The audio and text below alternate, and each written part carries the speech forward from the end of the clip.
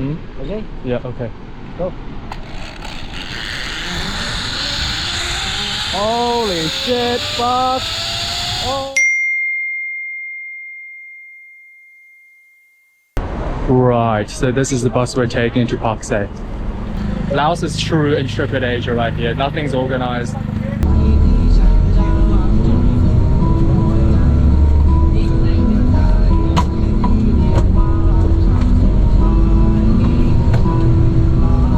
Today's a big day. Not only we're starting the Pakse Loop, which I didn't really know existed until like a day ago, but we're also doing it in a semi-automatic bike. So I thought I have to learn it at some point because we'll need it for the Gneuang Loop in Vietnam, and the Laotian roads are actually quite empty since the population is quite low. So I thought it's the perfect place to start practicing. And we're at Wat Pho right now, so it's not officially part of the loop. I thought I'd take a detour down south to this mini Angkor Wat, as people know it as. Oh wow, wow, wow, wow, wow, you can see it now. Damn, that's aesthetic. Ruined stone temple over the backdrop of the Laotian mountains behind it, and of course not a tourist in sight. I'm not sure if we're here early or just because there are no tourists here in general since it's so out of the way.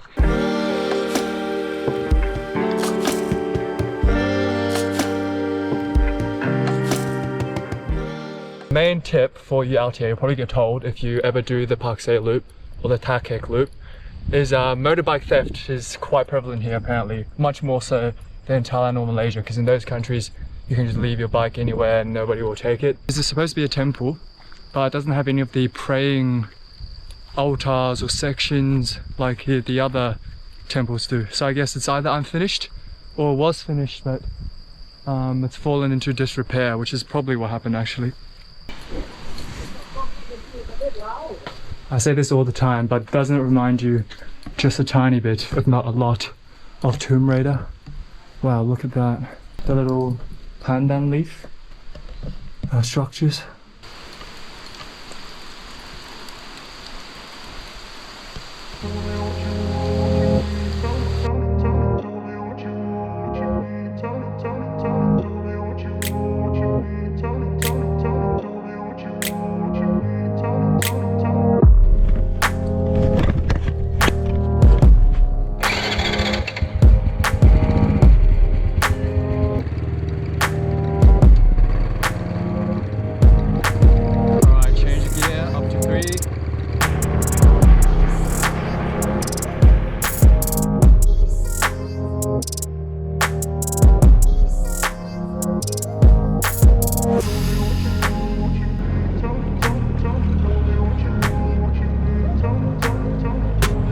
Okay, we've arrived at our stop, Mr. Gneuang Coffee, but I expected some sort of, stand or indication where there is like seating area. I have no idea where this coffee shop is.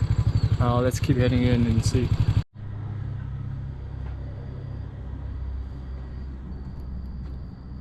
Well, it's not what I expected.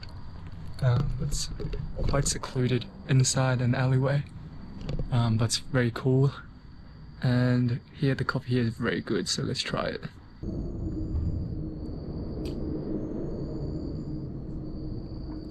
We're gonna check out the coffee plantation, but it's not well maintained because it's the low season right now. So apparently there are snakes and scorpions in there, and I don't want to get stung or bitten or anything like that. So we're gonna carry on, go to where we're staying, and head to the waterfalls around the area.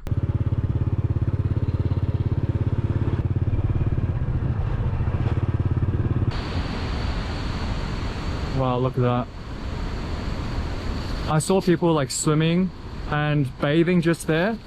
So obviously, this is a village. There is no running water, so they just have to use the river to wash their clothes, wash themselves.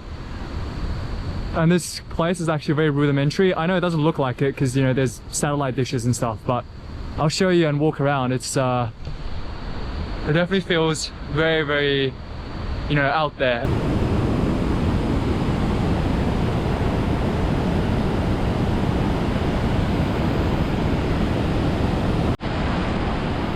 Ooh.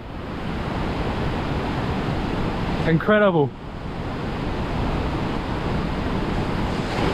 There's nothing that really compares to when you see it in person, right? The raw light of the waterfall. As you can tell, the light is fading, so decided to walk back. We didn't quite get to Tad Low. You can keep on going further, but I decided that was unwise. So yeah, I'll catch you tomorrow and see you for day 2.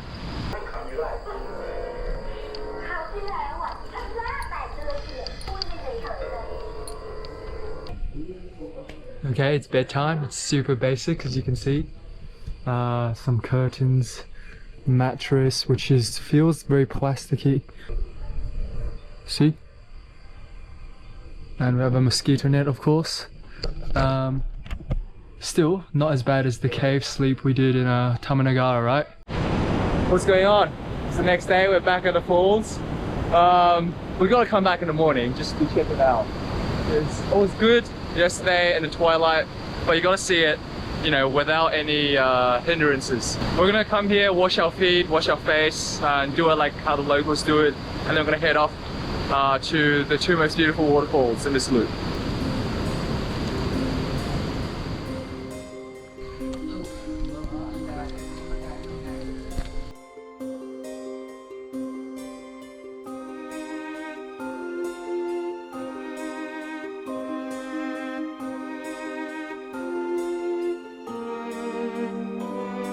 Good morning, we're back on the road. Today is supposed to be the better day of the 2. There's a lot of stops.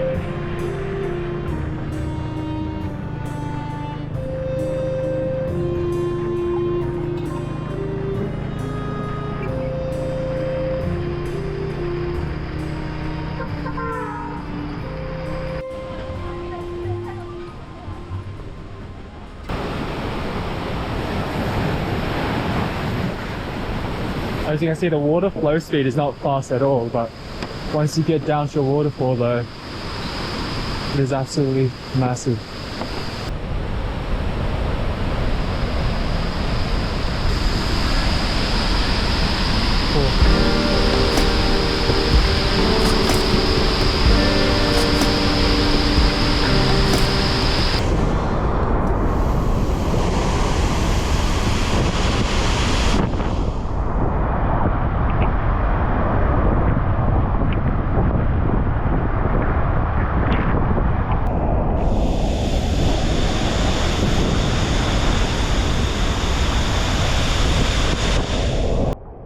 Okay, the stairs are very slippery. I think it's sensible for us to turn back though. That's it up.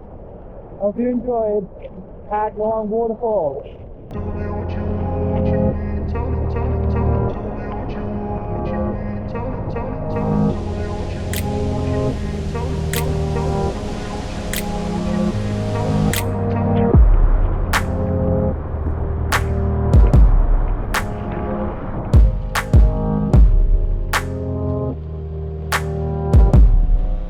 We're at the end of our loop now, the final waterfall, Tad Fane, the most prettiest one. You have to walk through a resort to get to it.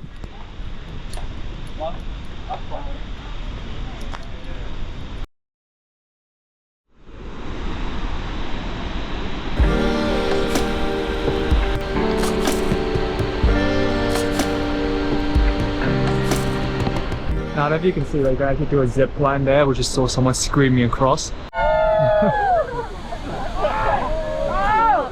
I don't know if I'm going to do it or not because, you know, the infrastructure here is not the greatest. So I don't fully trust extreme sports like this. Okay? Yeah, okay. Go. Holy shit, fuck! Oh my gosh! Whoa! Whoa!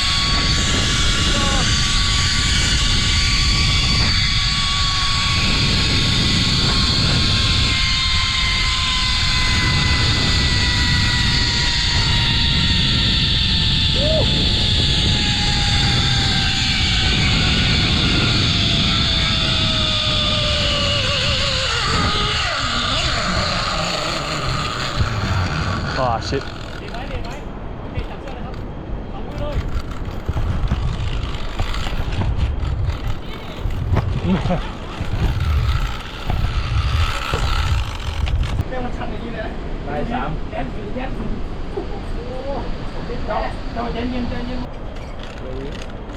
Ready?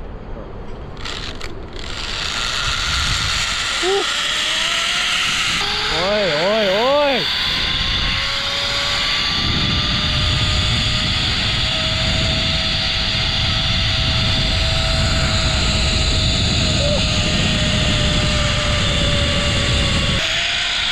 Wow!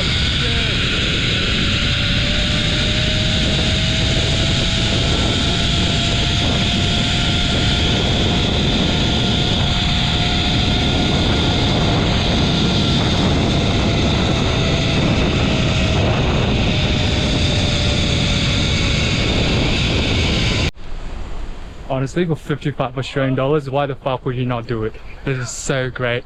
If you come during low season, then it's I think $10 off. Today is 1st of October, so just the start of high season, which is why a bit more expensive. To be fair, if this is $100, I would still fucking do it. Because the bungee jump in New Zealand is like 160. It's definitely worth it, man. This is so good. Ending on a high. Alright, here's a bit messy from the helmet. I enjoyed that zipline so much that I thought I'd stick around, have some lunch at their restaurant here, have a beer, enjoy the view. Although it's still super misty out there, but hopefully we'll clear up as we eat our food. We just got some fried noodles, and the good thing about Laos is no matter how fancy the restaurant, everything's always priced the same. For example, the first night in Vientiane, I went to basically side of the road little shop, and they sold fried rice for 35,000 kip, and then this fried noodle here is also 35,000 kip. And the hostel I stayed at was actually a very, very fancy Western style restaurant, and the food they sell is very cheap also. So if you come here, recommend you to go to the fancy places because everything will cost the same. That being said, cheers, let's enjoy our food and enjoy the view.